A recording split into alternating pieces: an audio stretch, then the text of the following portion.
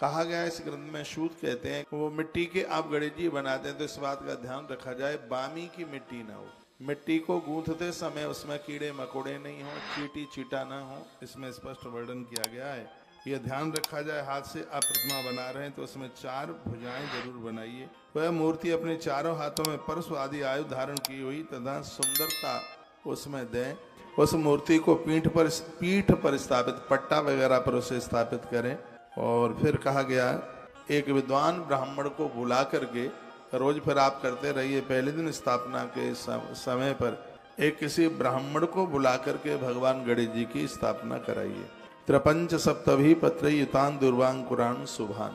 गणेश जी को 3, 5, 7 और 21 दूर्वा और 108 दूर्वा, इतनी दूर्वाओं से भगवान का पूजन कीजिए। अष्टोत्तर शतम नीलान श्वेतानानी सुंदरान। नीले लाल फूल 108 फूल भगवान को चढ़ाइए तो भगवान बड़े प्रसन्न होते हैं। 3, 5, 7, 21 और इसमें दूर्वाएं 108 दूर्वा ला करके वह भी भगवान को चढ़ा सकते हैं।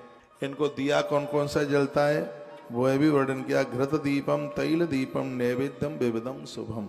भगवान गणेश जी के लिए घी का दिया और तेल का दिया बहुत ज्यादा शुभ माना गया है।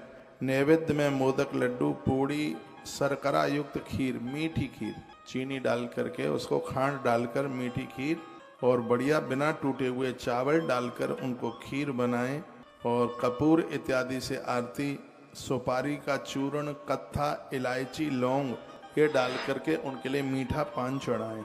जामुन, आम, कटहल, अंगूर, केला और ये ऋतु के जो फल हैं इनका भोग लगाएं। फलों में क्या क्या उन्हें चढ़ता है।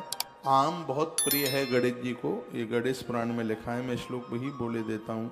ये उन्हें अति प्रसन्न है। जम्बा अम्र सादीना द्रक्षारंभा फलांचा। अंगूर उन्हें बहुत प्रिय है। कटहल भारी प्रिय है उन्हें। केला बहुत ज्यादा प्रिय है। कत्था युक्त इलायची, लौंग से केसर युक्त तांबूल उनको चढ़ाया जाए, इससे वो अति प्रसन्न होते हैं। और कहा गया है कि रोज की पूजा में 10 दिन आप अनुष्ठान कर रहे हैं उन्हें आप दक्षिणा भी चढ़ाएं। इस प्रकार संपूर्ण पूजन सामग्री को इकट्ठा करके एकांत स्थान में कुशासन पर बैठ करके, कुशासन, कुशाकासन, उस पर बैठ करके यदि भगवान गणेश की पूजा की जावे तो यह पूजा बहुत ज्यादा विशेष मानी गई है। कुशा के आसन पर बैठकर, इसमें कुशा के आसन को बहुत विशेष माना गया है। कहा गया है किसी भी प्रकार का विघ्न ना आवे, इसलिए कुछ सरसों, पीली सरसों और रखिए। बाएं हाथ में उसको रख करके ओम गम गणपतये नमः ऐसा बोल करके 10 दिशाओं में पीली सरसों का छिड़काव कर दीजिए, जिससे पूजा में किसी भी प्रकार का विघ्न बाधा नहीं आएगा। विघ्न क्या आता है, आप पूजा में बैठ गए, किसी को सोबड़ हो गई या किसी को मृतक सूतक लग गया, तो ये पीली सरसों 10 दिशाओं में फेंकते हुए भगवान गणेश जी का नाम लेते हुए, इससे पूजा में विघ्न नहीं आएगा। आचमन प्राणायाम पूजा में जरूर करें। तांबे का पात्र रखें, ऐसा भी वर्णन किया। गणेश देवता को पूजा में सबसे पहले भगवान गजानंद भगवान गणेश जी की पूजा होती है और देवताओं का पूजन बाद में होता है। वह गणेश जी जो एक दांत वाले हैं, जिसमें एक गणेश जी की गायत्री है, उसको जरूर बोलिए। नारद जी ने बहुत जप किया है इस गायत्री का।